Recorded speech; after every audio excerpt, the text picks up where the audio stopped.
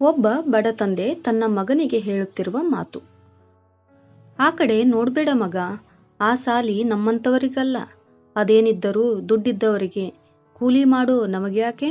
ಅಂದ ಚಂದಕ್ಕ ಮರಳು ಬ್ಯಾಡ. ಕಲಿಯಾಕ ಸಾಲಿ ಯಾವುದಾದ್ರೇನು? ಮನಸ್ಸಿಟ್ಟು ಓದಿದ್ರ ಮಾದೇವ ಮೆಚ್ತಾನ. ಗೌರ್ಮೆಂಟ್ ಸಾಲಿಗೆ ಹಚ್ತೀನಿ, ಅಲ್ಲೇ ಚಲೋ ಓದು ಮಗ.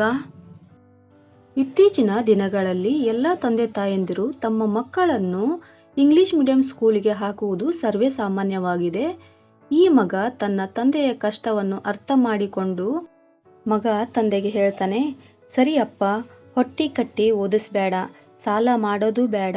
ಸರ್ಕಾರಿ ಸಾಲ್ಯಾಗ ಎಲ್ಲ ಐತಿ, ಖಾಸಗಿ ಸಾಲಿ ಫ್ಯಾಷನ್ ಆಗೈತಿ. ಚಲೋ ಓದಾಕ ಎಲ್ಲಿ ಓದಿದ್ರೇನು? ನೀನು ಅವ್ವ ಕಷ್ಟ ಪಡೋದು ಬೇಡ. ಇಂತಹದ್ದೇ ಇನ್ನಷ್ಟು ವಿಡಿಯೋಗಳಿಗಾಗಿ ಚಾನಲನ್ನು ಸಬ್ಸ್ಕ್ರೈಬ್ ಮಾಡಿ. ಧನ್ಯವಾದಗಳು.